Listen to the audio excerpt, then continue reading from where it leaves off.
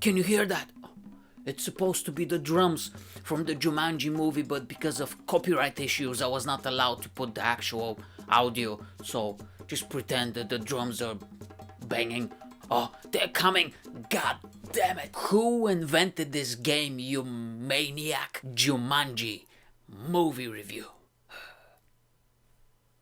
Checking just in case I don't want to have any monkeys in my house. Before I start, can I just say that 2020 is pretty much a game of Jumanji at this point. Every move you make is a disaster, so synopsis and plot of the movie with not that many spoilers. You have Alan Parrish, a rich kid who gets bullied by some gangsters on some bicycles. He runs away from them and he hides in his dad's shoe factory. There is a construction site nearby, so he just wanders in and he starts looking around because nobody's there at the moment. So he hears these drums, the same drums that I wanted to put in the video, but I can't because of YouTube copyright. So he starts digging and he finds this huge treasure chest. It has been buried by two kids 100 years ago, and there's a little scene at the beginning of the movie that explains the story. So he opens the treasure chest and he finds this game inside called Jumanji. So he takes it and he brings it back home to his huge mansion. The girl that he has a crush on stops by and they start playing the game, and the game is an absolute crazy disaster. Okay, it has a mind of its own, and every time you roll the dice the little tokens move by themselves and some crazy animals and things from the jungle open, and it's an absolute disaster, an absolute nightmare. When they played the game in the first few minutes, it kind of reminded me of Home Alone and End of the World movies were combined, because his parents, who are super rich and don't care about him, they just left him because they needed to go somewhere so the dad can give a speech or whatever, and the guy's just out there with his girl and they're just playing the game and all these disastrous things happen. Who the hell invented this game? What type of a psychomaniac is going to create something so sinister? There is no winners in this game, it's just a lose-lose situation. Would you have a fun time playing this game? No. Is there any prizes at the end? No. So what's the point then? If you finish the game, there's a payoff. Oh really? What is the payoff? You get to live. And who doesn't like living? So Alan rolls the dice and he gets teleported to the jungle. And the only way he can come back is if somebody throws a 5 or a 7. So his lady friend, she gets scared and she's like, oh my god, this is too much for me. So she runs away from the house. The door closed and it literally says 20 something 5 6. I'm not sure. I need to start paying attention to the details. 20 something years later, a mom with 2 kids walk in to this mansion that is abandoned and they buy it, I don't know, for $10 or whatever. So the 2 little kids, they go to the attic and they find the Jumanji game and they open it and they start playing the game, and oh god damn, here we go again. Things I liked about this movie. Robin Williams. So the 2 kids that are playing the Jumanji game, the new kid throws a 5 and then a lion shows up. Oh, and guess who?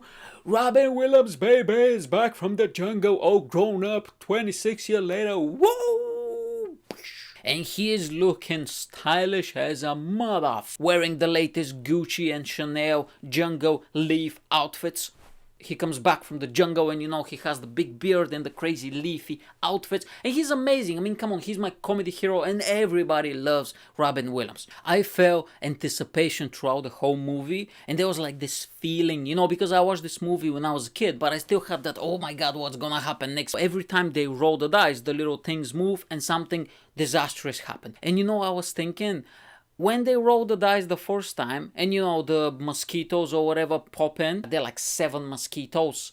They were quite big though, but somebody's gonna kill them eventually. Why did the kids didn't go well, this is not for us then, and just close the game and just be well, let's leave this game over there, because obviously it's run by Satan. But they were hey, listen, we have a 2-hour movie to fill here, so let's play the game through the end. Who cares? Let's completely destroy our city and endanger our life and our neighbors. So that really kept me interested throughout the whole movie and made me giggle a bit, because I was logic doesn't work that way, But this is Hollywood and you don't need to have logic all the time. On the actual board, there is nothing, you know what I mean? So when you roll a 5, you don't know what's gonna happen. You know, the little token moves, but there is no signs, no nothing. And then in the center, it appears, you know, and it's like a riddle or something. So they don't tell you. It's not like, oh, there's gonna be a huge ass elephant or whatever just going to run through your living room. No, there was none of that. Like complete surprise every time, and I enjoy this anticipation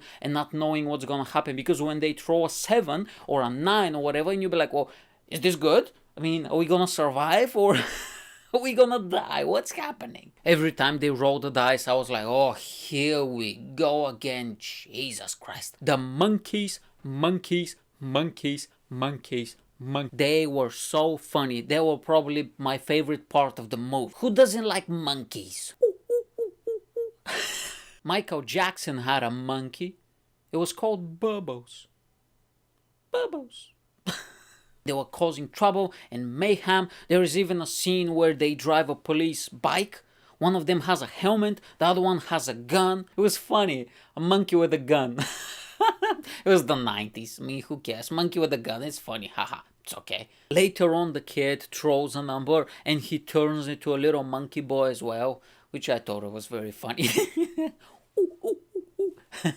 Little monkey man.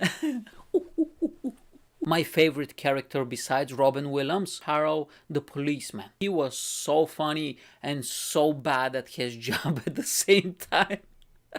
Listen, guy, if a hunter from a jungle teleports to your town and starts shooting at you, you call for backup. You don't just poke your head behind the police car that was just destroyed by this guy who was shooting at you, and you'll be like, not again. The bad guy who was the hunter, I didn't even know if he had a name. I think he just went by the hunter, but he was badass. I really liked him. So he came with this rifle and he ran out of bullets pretty quickly, but it was nothing that special. It was a big gun or whatever. So he ran out. He was like, I need to go and get me another gun. So he goes to this gun shop and the owner is like, well, you're in America now, god damn it, we need to give you a big gun. What is this little flammy flammy gun? So he gives him this big ass gun, like, welcome to America, god damn. So he starts shooting all over the place, There is a scene where they go to a mall, they absolutely destroy the mall. Like, the whole place is a mess. And I was thinking, like, because there's so much damage and disaster happening in this city,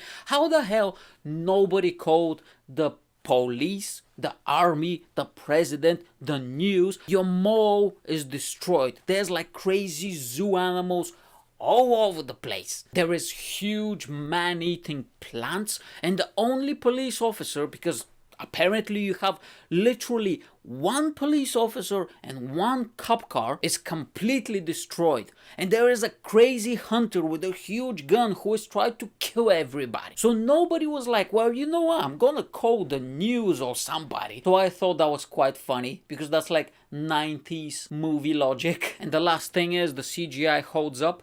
I enjoy the animals. Obviously, it cannot be perfect, but hey, it was the mid-90s. So for the mid-90s, CGI, pretty good. Things I did not like about this movie. I wish that they've let Robin Williams be Robin Williams a little bit more, and I wanted to see where he can take this character and improvise and make it a little bit more funnier. But that's about it. Everything else was brilliant and it was perfect. Oh, what will be funny though? Because he spent 26 years in the jungle and he came back as this crazy wild man, and just let him be him, to do all the impersonations and stuff. Because come on, if you lived 26 years by yourself in the jungle, I mean, you need to start making some voices and creating some friends in your head, you know what I mean? And now it's time for the rating. I give this movie 4.5 monkey faces out of 5 monkey faces. And the only reason it's not a 5 out of 5 rating is because this movie hasn't had the cultural impact as much as some of the other movies that I've given 5 out of 5 ratings to. Unfortunately, I mean, it has a board game and it has some reboots, but the reboots are a little bit different, so I don't really count them as part of this movie. But besides that, I don't know, is there like a video game? We don't really get much merchandising. There's not much things about it. I know it's based on a book, that's nice, but that's the only reason, because it hasn't had such a cultural impact, cultural explosion like some of the other movies. But it's still a great movie. Go and watch it and you'll enjoy it. And don't play Jumanji because this is a game created by crazy person. I need to go now because there's a bunch of CGI monkeys and animals who are going to follow me. Okay, bye.